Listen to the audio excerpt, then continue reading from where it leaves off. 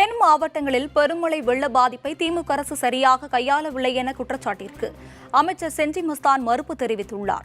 நாகை மாவட்டம் நாகூர் ஆண்டவர் தர்காவின் கந்தூரி விழா சந்தனக்கூடு வைபவத்தில் தமிழக சிறுபான்மை நலத்துறை அமைச்சர் செஞ்சி மஸ்தான் கலந்து கொண்டார். பின்னர் செய்தியாளர்களிடம் பேசிய அவர், சென்னை, நெல்லை, தூத்துக்குடி மழை வெள்ள பாதிப்பை திமுக அரசு சரியாக கையாளவில்லை என்ற குற்றச்சாட்டை மறுத்த நிலையில் இந்த விவகாரம் வரும் நாடாளுமன்ற தேர்தலில் எவ்வித பாதிப்பையும் ஏற்படுத்தாது எனவும் இதனை தவிடு பொடியாக்கி திராவிட மாடல் ஆட்சி வெற்றியை கொண்டு வரும் எனவும் சூளுரைத்தார்.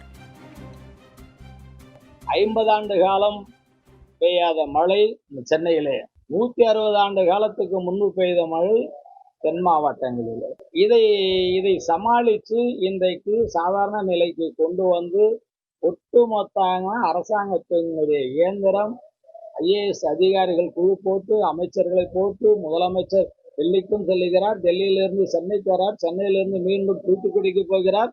இப்படி இரவு பகல் பாராமல் இடுப்பளவு தண்ணீர்ல கூட நின்று மக்களுடைய தேவை என்னன்று உணர்ந்து செயல்படக்கூடிய ஒரு ஆட்சி. இதுல போய் அவங்க மெத்தனமாக இருந்துட்டாங்க, தோல்வி ஏற்பட்டுட்டாங்க, ஒரு மாயை உண்டாக்குதுன்னு சொன்னா மாயெல்லாம் தவிடு கூட ஆக்குவதுதான் திராவிட மாடல்.